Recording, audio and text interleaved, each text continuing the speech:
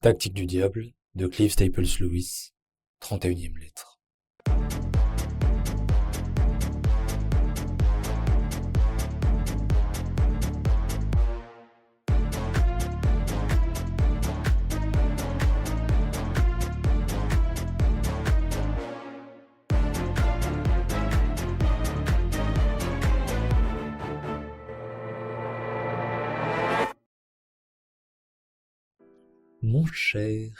Mon très cher Wormwood, mon petit poupon, mon cochonnet.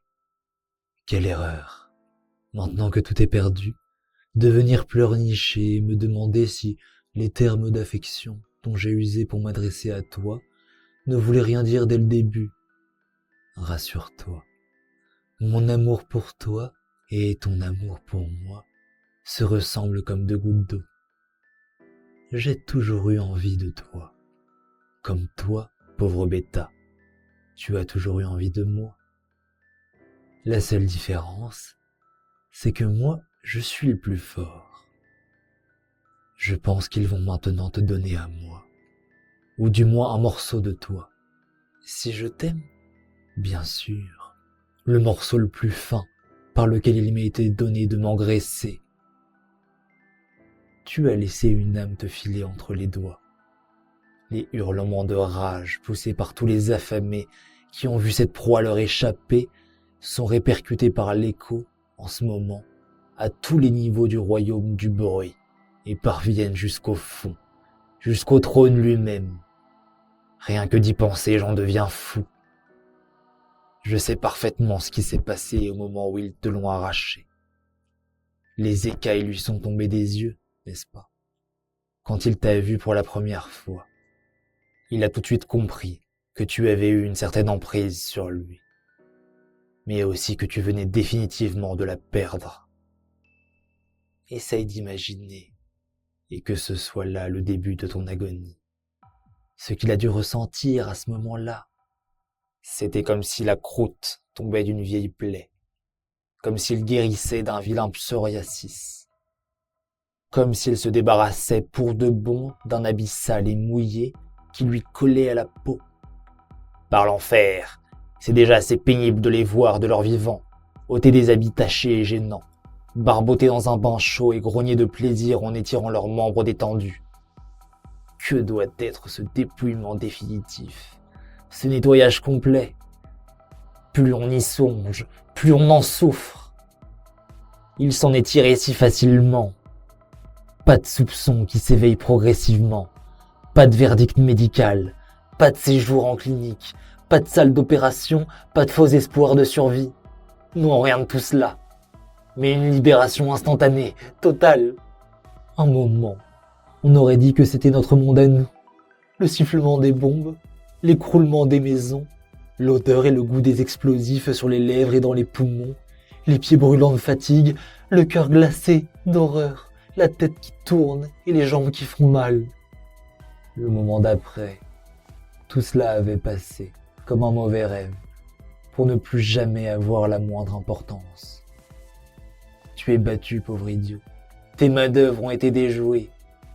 As-tu remarqué avec quel naturel, comme s'il était né pour cela, cette vermine terrestre est entrée dans la vie nouvelle?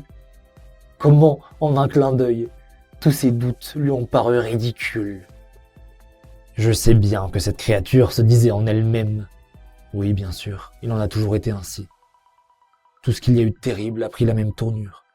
Les choses sont allées de mal en pis, vous forçant dans un genre de goulot jusqu'au moment où, pensant que vous alliez être écrasé, vous vous êtes soudain retrouvé hors de la passe étroite, et tout était de nouveau bien.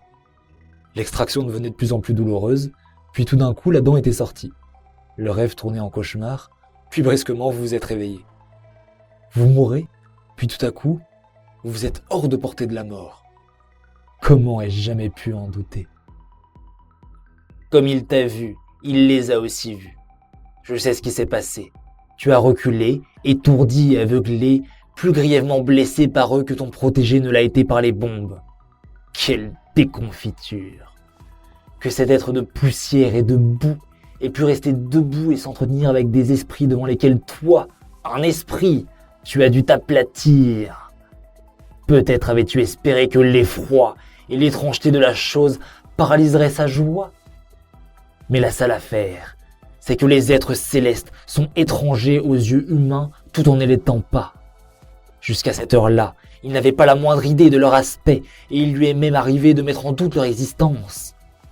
Mais en les voyant, il a su qu'il les connaissait depuis toujours et il a compris le rôle que chacun d'eux avait joué à tel ou tel moment de sa vie, alors qu'il se croyait seul, de sorte qu'il pouvait dire à chacun, non pas « Qui es-tu ?», mais « Ainsi, tout ce temps, c'était bien toi !»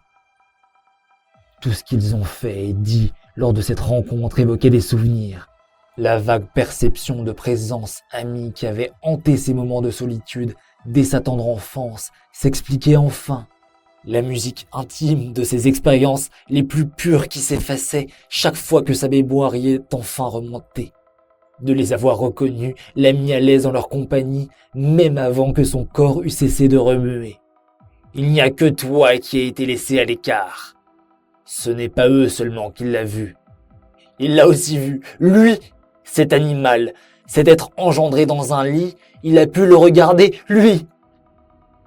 Ce qui est un feu aveuglant et suffocant pour toi est maintenant pour lui une douce lumière, la clarté même, et revêt la forme d'un homme. Tu aimerais bien, si tu le pouvais, interpréter la prostration de ton protégé devant cette présence, son horreur de lui-même et sa parfaite conscience de son péché. Oui, Wormwood, une connaissance bien plus précise que la tienne. En comparant tout cela en sensation d'étouffement et de paralysie que tu éprouves chaque fois que tu es exposé aux effluves mortels qui émanent du cœur même du ciel. Mais c'est de la bêtise! Il sera peut-être encore exposé à des souffrances, mais ces êtres-là embrassent carrément ces souffrances. Il ne les échangerait contre aucun plaisir terrestre.